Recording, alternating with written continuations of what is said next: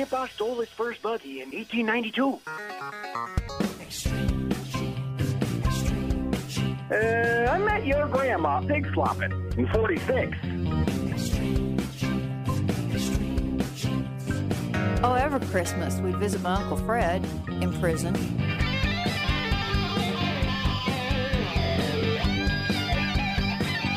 And welcome to America's Family History Show, Extreme Genes and ExtremeGenes.com. My name is Fisher. I am your radio root sleuth on the program where we shake your family tree and watch the nuts fall out.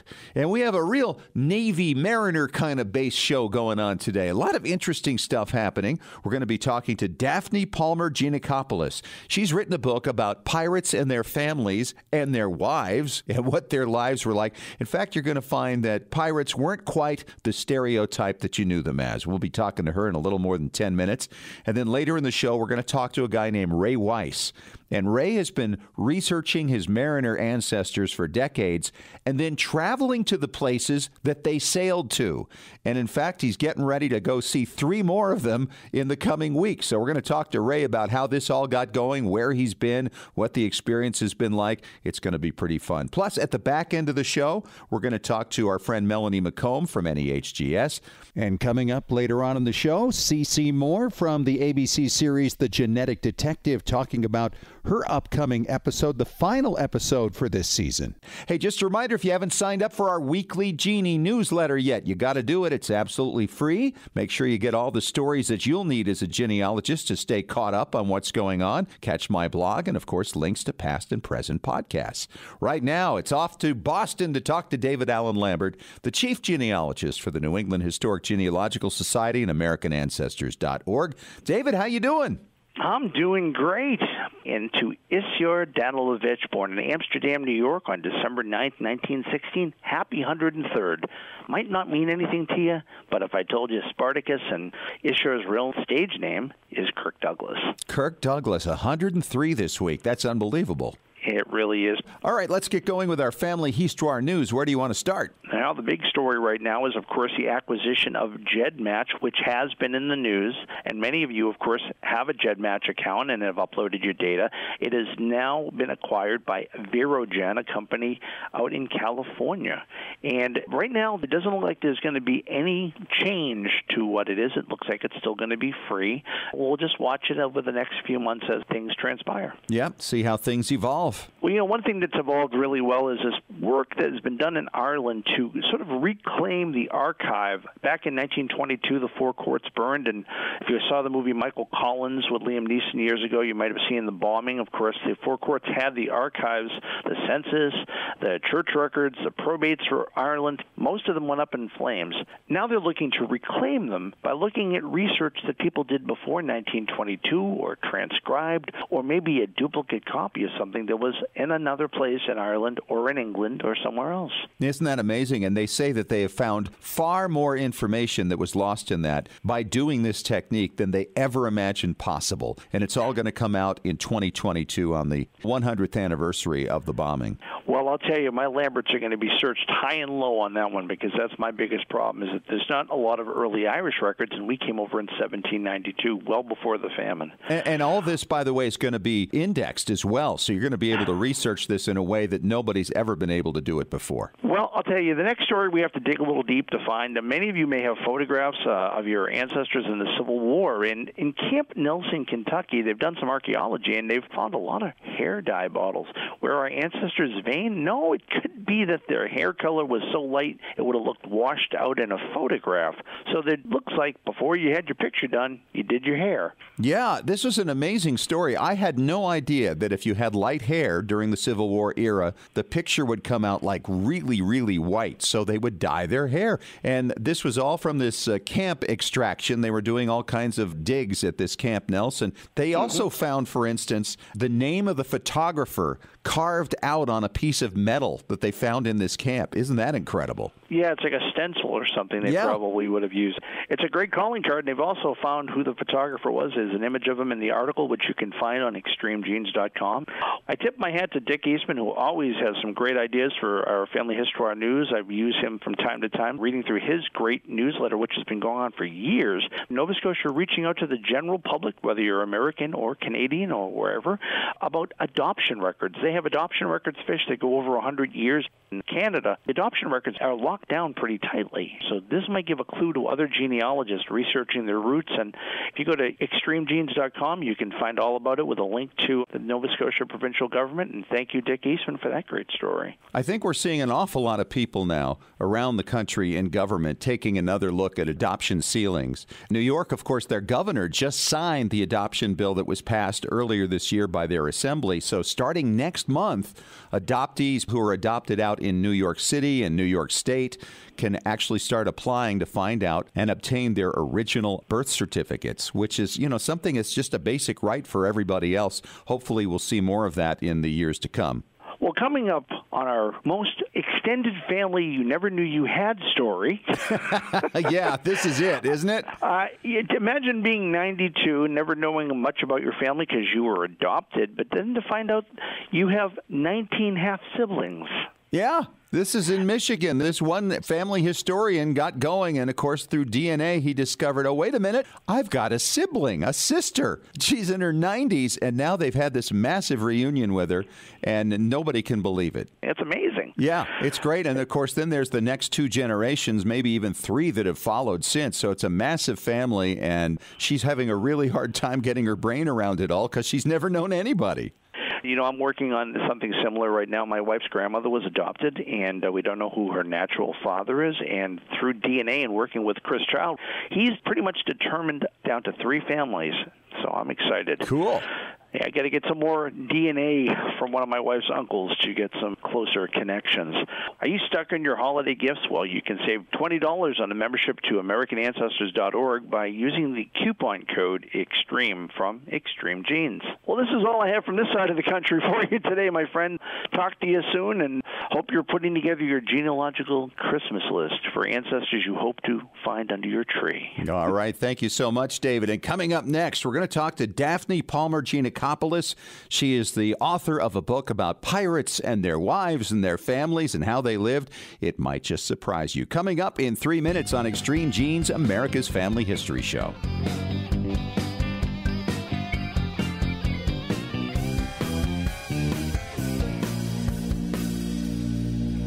Hey, Genies, it is Fisher, and everyone loves stories. From tales of daring do's to family legends about great Auntie Gemma's secret recipe for scones, stories connect us to our past, make sense of the present, and create the future. This year, Roots Tech, the world's largest genealogy conference, celebrated The Story of You. The event kicked off by celebrating 10 years of Roots Tech with a look back at the stories the genealogy community has created together over the years. Attendees enriched their stories with classes about DNA and records and new technology. Keynotes this year included the inspiration behind the film The Blind Side, Leanne Toohey, Pulitzer Prize-winning photographer David Kennerly, and the NFL's all-time leading rusher Emmitt Smith. If you missed any part of these stories, you can purchase a virtual pass to gain access to 29 additional classes. The full virtual pass is available for only $129. You can watch the free session and purchase a virtual pass right now at rootstech.org. At Legacy Tree Genealogists, we provide families like yours with the stories of your ancestors, a legacy that will be cherished for generations to come. Legacy Tree Genealogists provides genealogy research for clients worldwide, helping them discover their roots and personal history through records, narratives, and DNA analysis. And when your research requires access to on-site archives in the countries your ancestors lived, Legacy Tree Genealogists has researchers in more than 100 countries around the globe who know the local language and how to get their hands on the records you need. Legacy Tree Genealogists is the recommended research firm of genealogy industry leaders worldwide, including MyHeritage, 23andMe, and more. Check out what our clients have to say. Absolutely the best. They communicated through the entire process, and my report arrived on time. The story of my family with supporting documents was very fulfilling.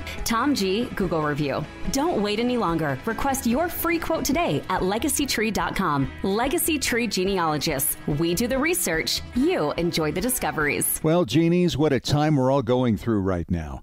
And with all this time on our hands, you probably agree the best lemonade we can make out of this is to sharpen our genie axes and learn how to extend our family trees, gather more photos and documents, and discover those remarkable family stories our descendants can benefit from for generations. Well, I have more time now, too, and I want to help you learn what you need to know. That's why I've created a new Facebook group, Genealogy and Family History Breakthrough Strategies. I'm so pleased that so many of you have already signed up and are helping us to create a supportive community of family history researchers.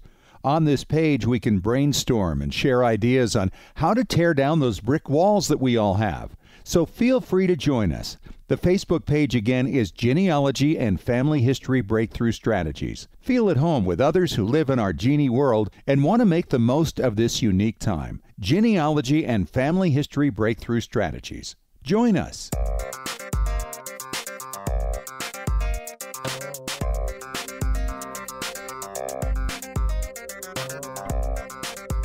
And welcome back to America's Family History Show, Extreme Genes and ExtremeGenes.com. It is Fisher here, your radio root sleuth and pirate descendant. And today we have a real seafaring flavor to the show with a couple of great guests, starting out with Daphne Palmer Giannakopoulos.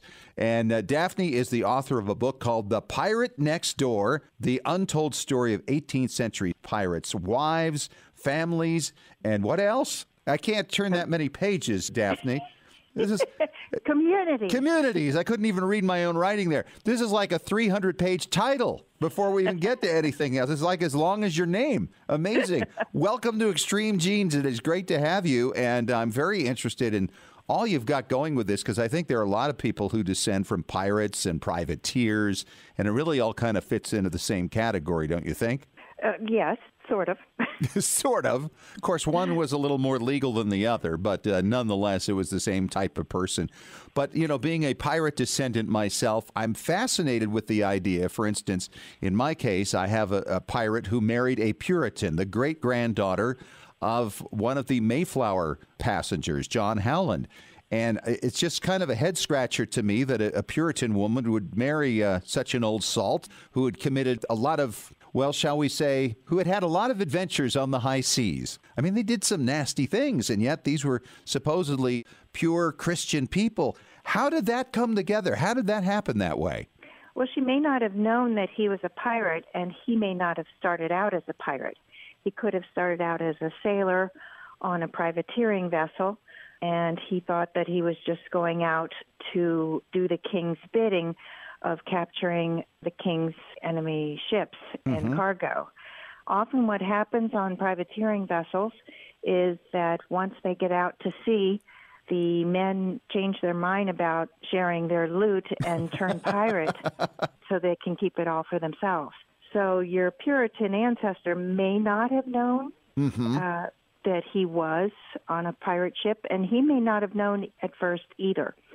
Although there are the other cases where men sign up knowing that they are going to be on a pirate ship and they know what they're getting into. But I suspect maybe your ancestor didn't know that he was going to be that. Well, he didn't start that way. You are right. He actually came out of England, and he was on a ship, a privateering ship that wound up in Spain. And then they were being held there, and it's a long, drawn-out story. But there are a lot of these wives who did marry these pirates knowingly, right? Some of them did. Some of them did not. Like I say, some of them turned pirate once they're out at sea. And the reason my book is called The Pirate Next Door is that you didn't really know who was going to be a pirate and who wasn't going to be a pirate. Your neighbor may have started out as just a regular guy and then ended up being on a vessel that turned pirate, and he comes back and he's a pirate. It was just men who went to sea.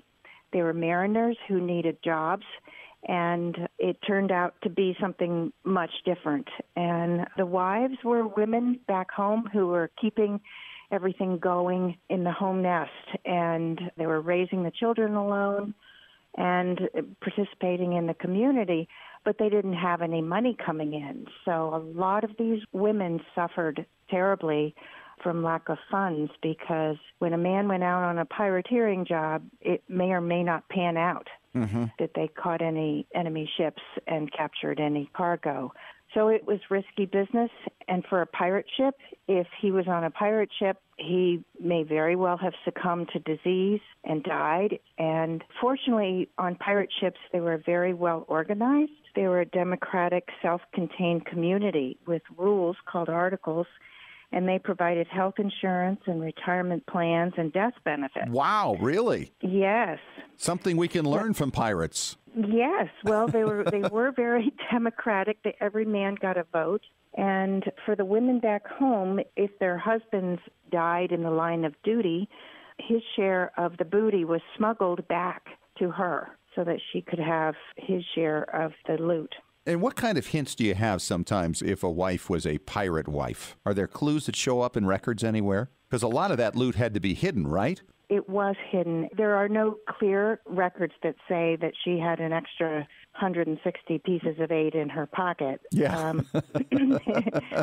Have you seen that before, though, where there was some indication basically in the inventory of her estate? No, I have not. Captain Kidd's wife, Sarah, there's some documentation about her where she is struggling with the authorities because Captain Kidd was imprisoned in Boston for piracy, and they came in and they took all her clothing and seized her personal belongings like her silver plate and her porringer and her tankard and her cash. That money was her own money, not from Captain Kidd's treasure. It was her own money. It was very hard to decipher what was what belongs to who. Mm-hmm. Yeah, I bet that would be very difficult. So they just lived normal lives. What parts of the country did you mostly find these? In New England? Yes. I focused on 2 pirates from New York, Captain Kidd and Samuel Burgess, and one from Rhode Island, and one from Cape Cod, who was Captain Samuel Bellamy. And the one from Rhode Island was actually from Block Island. His name was Palgrave Williams. And he is actually the one who first gave me the hint that pirates had wives, because I'm a journalist and I was writing an article for the New York Times about a pirate museum on Cape Cod called the Widow Pirate Museum. And when I was reading the primary source documents about the Widow Pirates, there was a deposition from a captured pirate that said that he had been on the ship that had veered off course to go to Block Island so that the pirate captain, who was Palgrave Williams, could go and visit his mother and 3 sisters. So imagine this, a pirate ship loaded with pirates and stolen booty, turning off and pulling into the harbor of Block Island in Long Island Sound and getting off to go say hi to Mom and his sister. That doesn't fit the stereotype, the image, does it?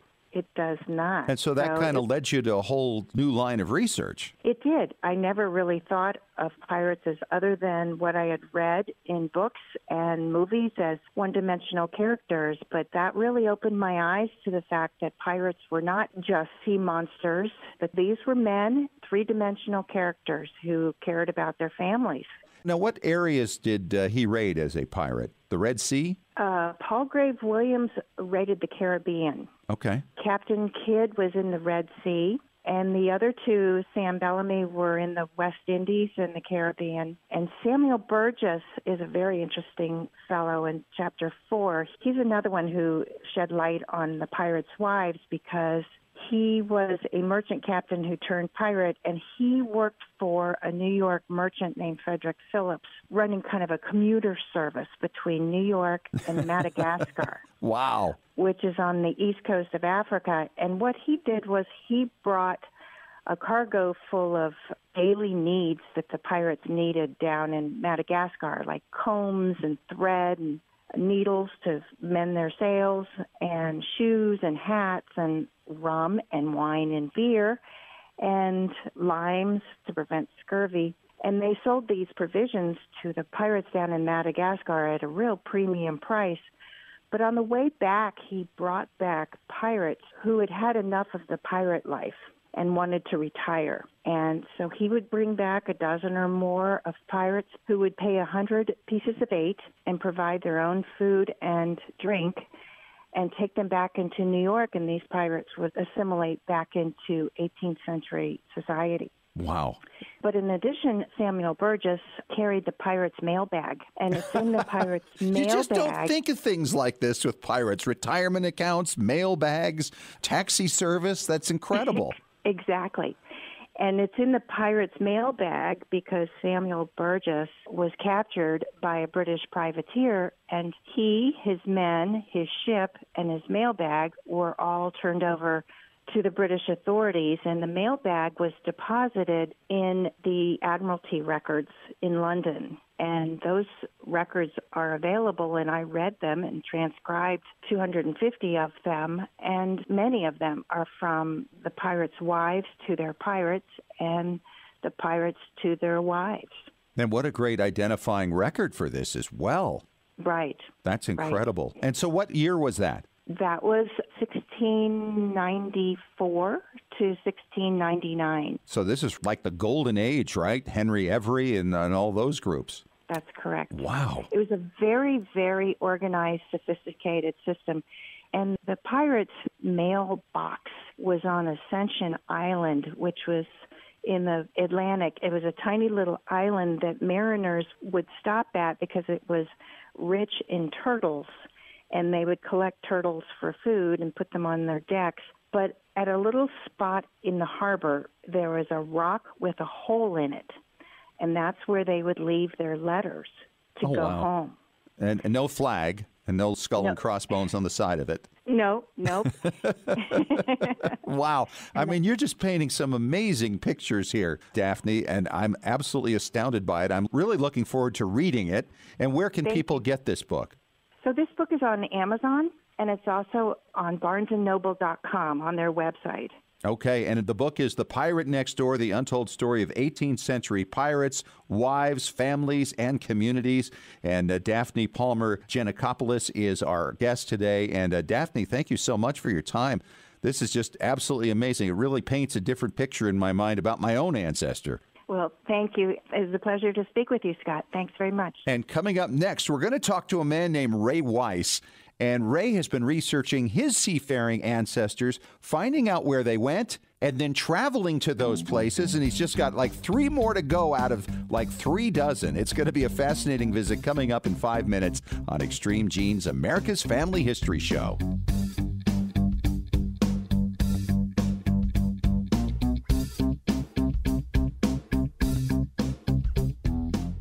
Looking for an easy way to show off your family history and share it with your family? Family Chartmasters offers beautiful custom pedigree art pieces and inexpensive family reunion draft charts in any design or size that fits your needs. With a free consultation at FamilyChartmasters.com, you can get started creating a new family masterpiece. Family Chartmasters has over 11 years of experience in creating and printing family charts. They can print any style genealogy chart from any genealogy file and can create exactly what you're looking for. You'll work with a specialized and talented consultant whose goal is to make you happy. Decorative charts make fantastic gifts for all occasions. And with Family Chartmasters' option of ordering duplicate charts at half price along with your original purchase at full price, you can afford to give a family heirloom to each member of your family.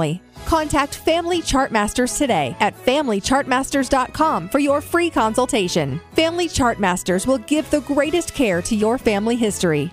Scientific studies have proven that youth who know even a little bit about their family history perform better academically and have a greater sense of personal confidence and stability. Genealogy is its own incredible superpower that arms our children with super strength. But how do you get your child or grandchild interested in studying their family history? That kind of stuff is just for grandmas, right? Not anymore. ZapTheGrandmaGap.com leaps the generation gap in a single bound. Author Janet Havorka provides you with useful and timely advice on helping the young people in your life become engaged in their own family history. Janet has an entire collection of books to inspire the young and the young at heart in fun, interactive ways. She also offers creative tips and advice on her blog and in her free weekly newsletter.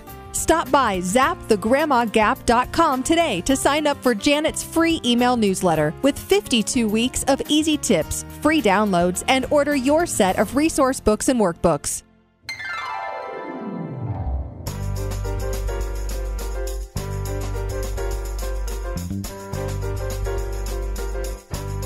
Hey, we are back at it on Extreme Genes, America's Family History Show, and ExtremeGenes.com. It is Fisher here, your radio root sleuth, and as you know, I love finding stories of people connecting to their ancestors. And the way they go about it is a little different from person to person. And Ray Weiss is on the line with me right now from Rockville, Maryland. Ray, can I reveal your age here because you're an amazing man? Certainly. He is 80 years old and has taken a great interest in his seafaring ancestors. How much work have you done on this research, Ray? Oh, hours and hours from starting in 2002 and right up to as recently as yesterday. Oh, wow. And how many seafaring ancestors do you have, and where are they from mostly? These are all on my mother's side of the family and are from Massachusetts, and particularly New Bedford, Massachusetts, which is a former whaling capital of the U.S., and Nantucket. Okay. And how far back do you go with your seafarers? The first one that I can verify was a captain and was actually whaling was 1702. Okay, and who was that? His name was John Butler. One of the reasons that I got interested in this issue is that my middle name is Butler, based on my mother's ancestry and the fact that she had an interest in this family name. To think about this, most of us will research our ancestors, maybe take up an interest like this, but you, Ray, have figured out all the different destinations these seafaring ancestors went to, and you've been visiting them, which is amazing. How many years have you been visiting these seafarers' destinations? The first one was back in the early 2000s, and the most recent one was this past May.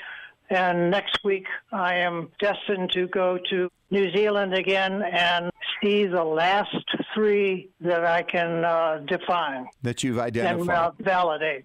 So you have researched these ancestors. How many seafaring ancestors do you figure you have? Well, I've verified that 24 are at least, quote, mariners, unquote, in some record. And 19 of them were whalers, of which 16 were whaler ship captains. And these are either direct ancestors or brothers of a female direct ancestor. And so you did all this research, and then you started keeping track of where all they went. And you obviously followed it all out on a map. And then when did you get this incredible idea that I want to go to these places and see what they saw? The very first one that I started searching for was a great ×3 grandfather by the name of Peter Butler. And my mother had family records that Peter Butler fell from the mast on a whaling ship and broke, quote, every bone in his body and died. Okay. This was an interesting fact. And I said, I wonder what ship that was and under what circumstances. So I set about validating that information, and it took me about 5 years of off and on work, but I finally found the ship's log that recorded that information, and I have the exact date that happened. It was the 30th of July in 1832, when the ship of which his son, Peter Butler Jr., was the captain, and he was about 60 years old and apparently was along for the ride and was up on the mast in the crow's nest looking for whales near the island of Fayal in the Azores. When he slipped and fell, and the log says he hit the deck and lived, quote, 3 hours. His son, the captain of that voyage, then took him to that island, and they buried him there. Oh, what a sad story. But did you go to that island? Oh, yes. I've been there twice and had to go again because I found a new lead that might allow me to find a burial site. And both times I struck out.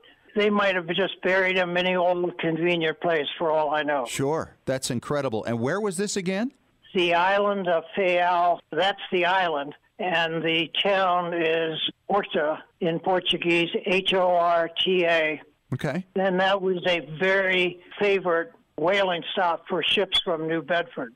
That's incredible. That's incredible. Where else have you been? You mentioned you've been to 32 places out of 35. What were some of the more unique places you visited? Yes, the other 3 I'll start visiting next week in New Zealand, and 2 in New Zealand and 1 in Australia. Okay. Some very unusual places are Tristan da Cunha, which is the most isolated inhabited island in the world. It's 900 miles straight west of Cape Town, South Africa, in the Atlantic Ocean, and there are about 270 inhabitants there. Okay. And did they have any history to share with you? No, but I have verification that one of the 2 direct ancestors, male ancestors, not just a great uncle times 3 or 4 or what have you, stopped there. And the most recent direct ancestor was a great-grandfather, and he stopped there too. Wow. Another one is a country that very few Americans have ever heard of. It's called Nauru, Nauru. It's an island in the South Pacific Ocean that is an independent country all by itself, a member of the UN, too. So how do you get to all these places? I'm assuming you're not a mariner yourself. You're not sailing off around the world. Are you flying there? Yes, I did to Nauru. It's hard to get to, but I did. To Tristan da Cunha, and another place is St. Helena Island in the middle of the Atlantic Ocean. The only way you can get there to both of them is by ship, and these trips were on cruise ships that happened to stop at these islands. Oh, wow. So you were able to plan it out and go, okay, I'm going to take that particular cruise.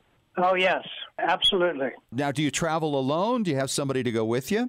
My wife has gone with me on some of these trips, but she doesn't like to travel, so most of them have been by myself. Okay. What an incredible experience. So how often do you make a new discovery? Because you said you were researching as recently as yesterday. What else have you found? One thing that I've used to validate where the ships stop is the website genealogybank.com, sure, which has newspaper articles. Yes, they do. The newspapers in New England used to keep detailed information about ship X went sailing on a whaling voyage on a certain date with the captain being so-and-so.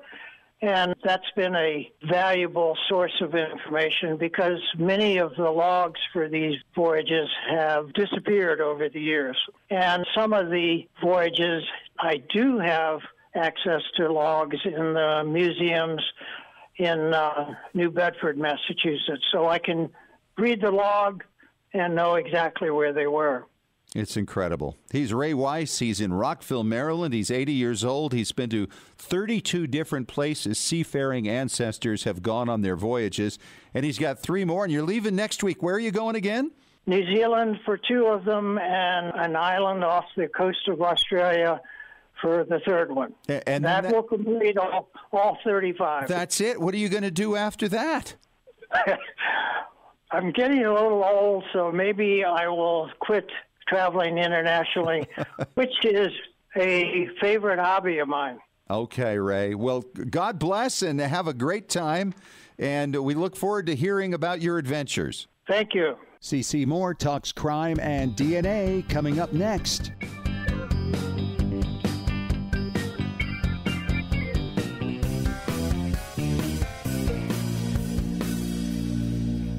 At Legacy Tree Genealogists, we provide families like yours with the stories of your ancestors, a legacy that will be cherished for generations to come. Legacy Tree Genealogists provides genealogy research for clients worldwide, helping them discover their roots and personal history through records, narratives, and DNA analysis. And when your research requires access to on-site archives in the countries your ancestors lived, Legacy Tree Genealogists has researchers in more than 100 countries around the globe who know the local language and how to get their hands on the records you need. Legacy Tree Genealogist is the recommended research firm of genealogy industry leaders worldwide, including MyHeritage, 23andMe, and more. Check out what our clients have to say. Absolutely the best. They communicated through the entire process, and my report arrived on time. The story of my family with supporting documents was very fulfilling. Tom G. Google review. Don't wait any longer. Request your free quote today at legacytree.com. Legacy Tree Genealogists. We do the research. You enjoy the discoveries. Well, genies, what a time we're all going through right now. And with all this time on our hands, you probably agree the best lemonade we can make out of this is to sharpen our genie axes and learn how to extend our family trees, gather more photos and documents, and discover those remarkable family stories our descendants can benefit from for generations. Well, I have more time now, too, and I want to help you learn what you need to know. That's why I've created a new Facebook group, Genealogy and Family History Breakthrough Strategies. I'm so pleased that so many of you have already signed up and are helping us to create a supportive community of family history researchers. On this page, we can brainstorm and share ideas on how to tear down those brick walls that we all have. So feel free to join us. The Facebook page again is Genealogy and Family History Breakthrough Strategies. Feel at home with others who live in our genie world and want to make the most of this unique time. Genealogy and Family History Breakthrough Strategies. Join us. Hey, genies, it is Fisher, and everyone loves stories. From tales of daring do's to family legends about great Auntie Gemma's secret recipe for scones, stories connect us to our past, make sense of the present, and create the future. This year, Roots Tech, the world's largest genealogy conference, celebrated the story of you. The event kicked off by celebrating 10 years of Roots Tech with a look back at the stories the genealogy community has created together over the years. Attendees enriched their stories with classes about DNA and records and new technology. Keynotes this year included the inspiration behind the film The Blind Side, Leanne Toohey, Pulitzer Prize-winning photographer David Kennerly, and the NFL's all-time leading rusher Emmitt Smith. If you missed any part of these stories, you can purchase a virtual pass to gain access to 29 additional classes. The full virtual pass is available for only $129. You can watch the free session and purchase a virtual pass right now at rootstech.org.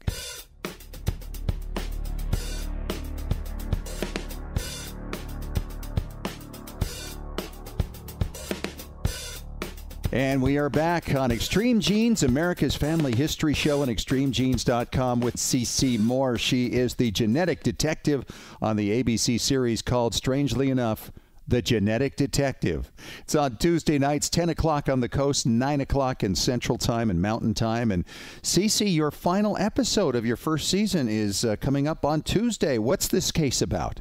This case was the very first active case I worked. And what I mean is it was not a cold case. When Detective Wilson reached out to me, the crime had just occurred 3 weeks prior. So this was very different because I felt there was a real possibility to stop a violent criminal in their tracks. And so it was the most pressure I felt, I think, because I was afraid if I took too long that he would strike again. So I did not sleep. I worked and worked until I found the answer on this. Wow. So do you find when you work that hard and you're working maybe 16, 20-hour days that it might be actually better if you rested and got your mind sharp again? Or do you really need to keep going like that? It's a good question, and I'm not sure the answer. I think there's pros and cons to both. Staying up like that, I have it really fresh in my mind what surnames I've seen, what ancestors I've seen, what locations I've seen. And so the immediate recall is really strong, even if it happened 10 hours ago. So stopping, sometimes it's a little hard to get back into it. But on the other hand, like you point out, sometimes stopping allows your mind to work out the problem while you're sleeping or taking a walk or doing something else. And I actually had that happen on one of these cases where I had to stop and go get a root canal in the middle of working a case. And in the middle of the root canal, it came to me which branch I needed to go down. Very oddly. Hasn't happened since. Wow. But it just occurred to me like, oh, oh, it's this branch. Oh, that's funny. So you're going to get the gas every time you do a case now, so you could relax your mind a little bit? Yeah, it was the weirdest thing because I don't know what pointed me toward that branch, but something must have. That's crazy. Well, so you had this urgency. Tell us about the case. So a 79-year-old woman, a beloved member of the St. George community in Utah, she was a long-time teacher, retired, and she's now a widow. And somebody broke into her home and raped and beat her. And we are very lucky she survived it. She fought very hard. You know, she could have easily not made it. So she's an incredibly brave person, and she chose to go public with what happened to her, which, you know, is very difficult for rape victims. I can only imagine for somebody that age. But she made it because she wanted to help other people. So I just felt so much pressure to help put her mind at ease and her whole community. So it was really unusual for me. You know, I had worked all these decades-old cases previously, which were still very important, but not as immediate feeling. So how did you put it all together? How did the trees come together? This was another one that was pretty difficult, but one interesting aspect is real deep in the match list. I saw people who had full Puerto Rican ancestry, and I needed to find somebody who married into this family. The other challenge was that this was a very well-established family on the East Coast, and the crime happened in St. George, Utah. So I needed to find a branch or at least one person on that tree that came west. Well, it sounds like an incredible episode once again, Cece, and we're going to look forward to learning a little more about genetic genealogy as we watch you work through the case and get this guy in custody. It's a great service. And you can watch the show on ABC Tuesday nights at 10 on the coast, 9 o'clock Central, 9 o'clock Mountain Time. Cece, I hope we see another season of the show sometime in the future. Thanks for coming on and sharing each week about each episode. Thank you so much for having me. And coming up next, it's another round of Ask Us Anything on Extreme Genes, America's Family History Show.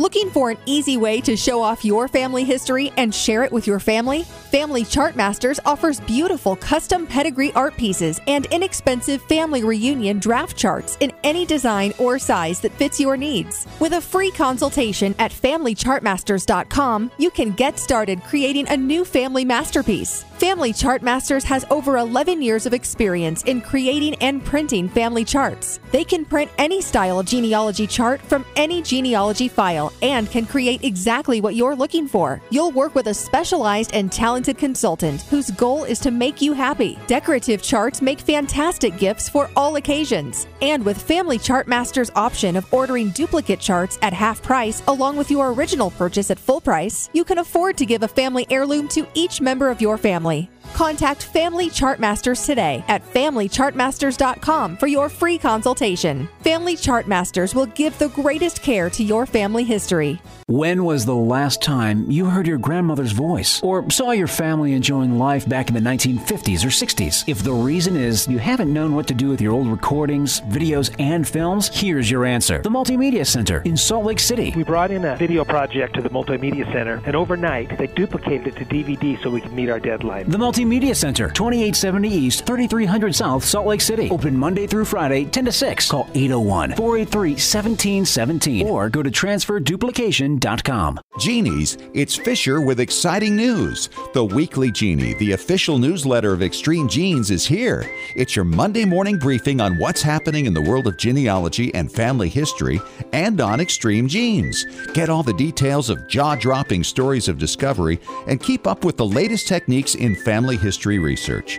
Get to know more about your favorite Extreme Genes personalities, and it's free. Sign up for the Weekly Genie now at extremegenes.com or the Extreme Genes Facebook page. And when you do, you'll receive David Allen Lambert's top 10 tips for beginning genealogists from the chief genealogist of the New England Historic Genealogical Society. Sign up today for the Weekly Genie.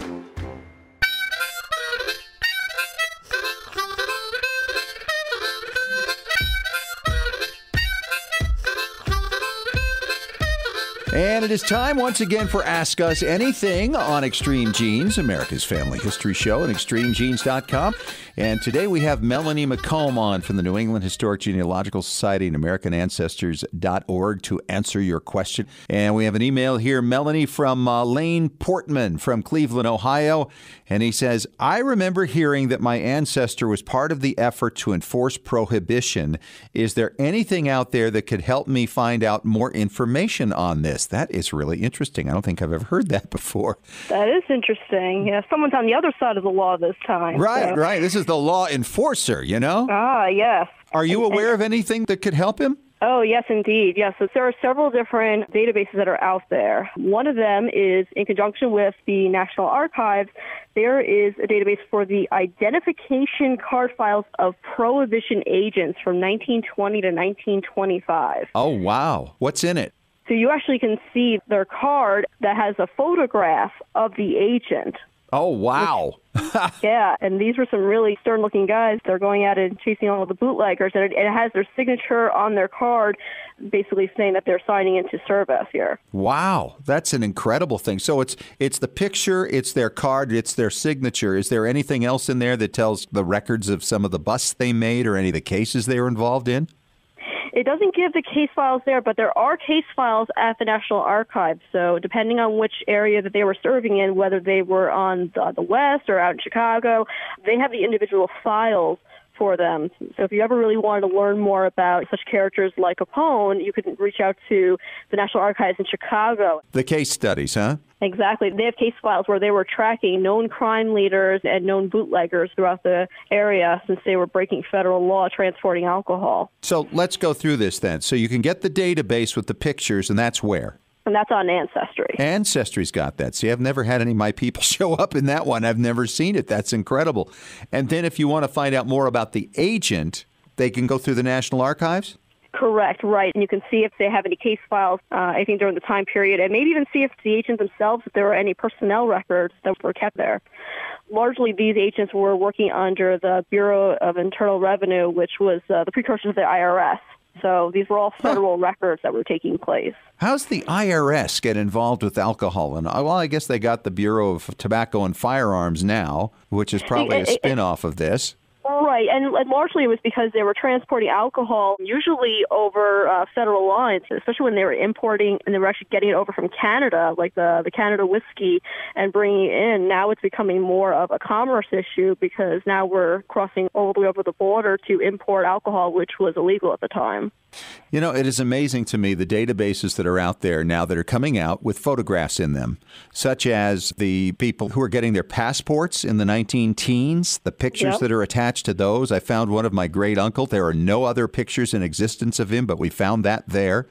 And then there are the military records we talked about a few minutes ago. Now you've got this, the cards of these people who are enforcing prohibition. It makes you wonder what else is going to show up and land in our laps eventually that makes us go, wow. Oh, yes. And if you want to learn more about some of these busts that take place, also check out the newspapers in the areas where they were living, because a lot of times those busts would make it into the local news. All right. Thanks so much. She is Melanie McComb. She's with the New England Historic Genealogical Society and AmericanAncestors.org. And thank you to Lane for the question. Of course, if you have a question for us for Ask Us Anything, just email us at askusanything@extremegenes.com. Well, we've had quite the seafaring flavor to the show today. Thanks to my guests, Ray and Daphne, for sharing their stories, talking about pirates, and Ray, of course, pursuing the places his mariner ancestors went to, over 33 locations throughout his life. Unbelievable. If you missed any of the show or you want to catch it again, just listen to our podcast on iTunes, iHeartRadio, or extremegenes.com, or wherever fine podcasts are found. Don't forget to sign up for our weekly Genie newsletter at extremegenes.com. Talk to you next week. Thanks for listening. And remember, as far as everyone knows, we're a nice, normal family.